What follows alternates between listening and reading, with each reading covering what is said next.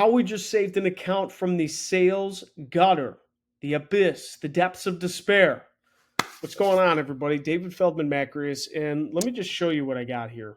So, August 1st through 8th, compared to the previous year, blue line is this year, gray line is last year, and we were just struggling every freaking day for these last so many days, to the point where the client called me and was like, "What are we doing here? Did we shut the nozzle off? Like, what's going on? We're just in a really, really slow point. Every single metric is off. Visits are down. Conversion rate is down. Doesn't mean it means we're not setting the right audience. Orders are way off. Revenue's way off." It's just like, what is happening? And honestly, this has been something that's been brewing for a lot longer than 8 days. Out of the last 20 to 30 days, from cutting budget minus a few big sales, I mean, we're still way off in orders, way off in visits, way off in revenue. And this is what happens when you cut budget to like a lifeline channel. Um, that is going to happen, but it's simultaneously, this is where the part where, how do we save it, right? How do we save it? And you can't trust Google ads for telling you how to save it. This is where an expert comes into play, or a lot of testing comes into play. When I launched in the account, I got August 1st through 8th compared to the last year, which we were looking at in the back end of the CMS. We were seeing that, it's way off, right? Well, here's the big thing. Total account, and we look here, we're off about 37, 38%. Well, we just saw in the previous screen that we were off similarly as far as sales, orders, revenue, even more, right? But here's the interesting thing. It's like our return on ad spend shows that it got so much better. It increased 55%. It showed that our revenue wasn't really that far off from last year, right? So it's very confusing. It even shows that our conversions have increased. So it's like, wait a minute, why do we say that we're doing so bad? In context, this is the primary advertising channel that this client uses. And it's like, why are we doing so bad then? Well, that's because Google Ads attribution and conversion tracking is not telling the truth. So knowing that there are hints of this fact, and it's hard to say because sometimes Google Ads does tell the truth, in some other instances it doesn't. So you always have to go in with the frame of mind that it doesn't. So what did we do to basically say, okay, we need to fix this account? What are we going to do? Well, the first thing is, you might think like, oh, this guy right here is receiving a really good return on ad spend. It's actually above our goal. And this one is too. Why don't we just add more money to these two? And note, these are two search campaigns. This is a PMAX campaign. PMAX campaign, this is a full build. This is a brand campaign. And then this is another campaign that really didn't start running at all. By the 8th, but really by the 7th, 6th and 7th of August, we're like, we have to do something. So what we did is we went just to good old-fashioned like competition exploration, pricing competition. We made sure we're visible in the search. We did some test searches. We found that some of our competitors are just lowballing us on price in the shopping placement.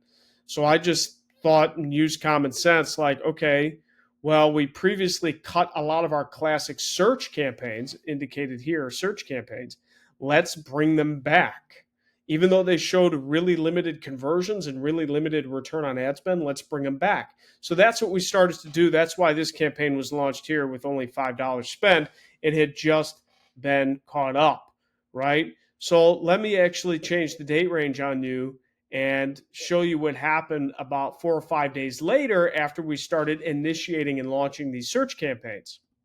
All right, so change my date range to the 1st through the 13th here. You'll notice there's more campaigns here, a couple more classic search campaigns. And I did put another PMAX campaign, but that's for a completely different initiative. So I wasn't worried it would interfere with the conversion tracking as much. This original PMAX campaign, the one that's got the most conversion value and the most cost, that's like a catch-all PMAX campaign. It's a full build. It's got all the products in it. So again, that one is going to, we're going to see some different things happen. Notice my conversions increased by a lot, 220%. That's because one of the things we did was add primary conversions to the account. So you can't really go off conversions. It's not just sales. It's also add to carts, begin checkouts that we weren't using as primary conversions where now we are. Hopefully that is something that we can improve campaign architecture on. It was really too for these other search campaigns that were just showing no conversions. And it's like, well, they are leading to something. So take a look at this. The difference in these couple days, I mean, is really just astounding. Let's do, maybe this date range is not the right comparison. All right, so I actually switched the date range because I wanted to showcase the first 7 days of that bad performance to the next 7 days, which we can see. Well, we'll paint a different story, right? So this is where it lines up. It looks like our performance max, our big one, actually, our return on ad spend went down a little bit. Our brand campaign went down a little bit. This search campaign had some return on ad spend. This new PMAX campaign had some, not very much, but that's for a different goal. And then you have these other two classic search campaigns, and it's just like they're not getting anything at all. Their conversions are minimal. Our cost per conversion is higher than the rest, and our return on ad spend is not showing anything. Plus, our cost is pretty high. We spent a couple $100 in a few days for this account, and that's high for this account. So when you look at this, you may say, well, these campaigns right here, these campaigns are not worth running. Your test is, well, the test isn't long enough. It's only 7 days, but they're not worth running, David. Why would adding these classic search campaigns do anything? You should have just put more money into the campaign that was doing well, the all performance max, the main performance max campaign. Well, we've tried that and it's failed. So that's why we went back to the classic search campaigns, brought them in, and knowing a little bit about Performance Max, and Performance Max likes to take credit for conversion attribution, we can find and paint a different story. Let me show you what the story actually looks like. Now look at this. August 8th, when we made that change, 9th, it got a little better. This is versus the previous year. 10th, we finally evened out. 11th, we did better than the previous year. 12th, we did better than the previous year. And the 13th, we did better than the previous year. So nowhere in this August have we seen this many days of consistency. We haven't seen that in a long time. And unfortunately, even in the last, it's not just an isolated incident. In the last 30 days, we haven't seen very much consistency of better performance. The most we saw was 2 days better performance than last year. Whereas when I made this change, we've seen 4 days of better performance and increasing. So this change is working, even though when we look in here, these classic search campaigns are the only additions I made. I didn't do anything else besides add more primary conversions. I didn't do anything else but add these campaigns that appear to Google's eyes not be working. But obviously, when we look in here, they're working a little bit. Why is that happening? When we look in here, it's working a little bit. So it's like, okay, that's good. But here's where the story gets even more interesting. So after the 13th, we see the campaigns dip, or we see the overall revenue dip. 14th, not as good as the previous year, but still decent. 15th, it's on a downward spiral. Not downward spiral, but it's like downward. Okay, 16th, we're back up again. So it's like, okay, we're not always going to have better days than the previous year, but it starts to take a dip there. Why does it take a dip? Well, this is what I think. All right, so check this out. 1st through the 16th, okay, of August, I've extended the date range.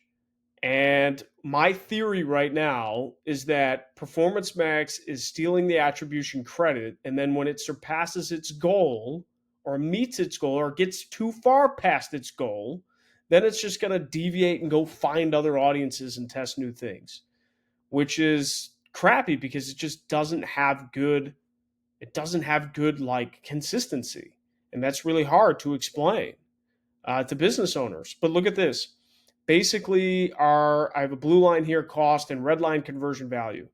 Our cost starts to spike August 8th, August 9th. We start to increase, not spike, but increase. Notice our red line really goes down, but then it starts to jump up from our campaign changes. And then on the 14th, it goes down a little bit from the 13th, and then the 15th and the 16th, it takes a tumble. Like Performance Max is trying to find new audiences. Note that these other classic search campaigns are receiving no attribution credit. Very, very, very, very, very limited attribution credit. I think people are being driven to the site from these campaigns, leaving for whatever reason, and then just being scooped up by Performance Max, or Performance Max is just stealing the credit altogether. Or these campaigns show some signs of improvement of the account, and then Performance Max realizes that because it's just going after conversions and it's prioritized by the Google Ads platform. And then Performance Max gears itself to act like classic search campaigns. That is probably more realistically what's happening, because my conversion path doesn't show too many like times 2, times 3 steps, right? So it's working, but then it just falls off a cliff again. So this leads me to believe maybe I should just test without Performance Max altogether, because the classic search campaigns, I bet you if I took Performance Max out, I bet you these classic search campaigns would show good attribution. Just a theory, because like it's not competing with anything. And that's why Google Ads attribution cannot be trusted.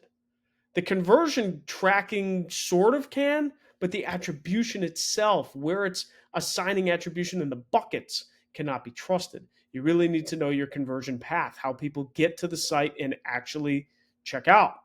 So when you know that, you can start to feed it in. So it's too early to do anything else. We're spending more money. It's only been a couple days of not the best data, or but we had a nice upward tick.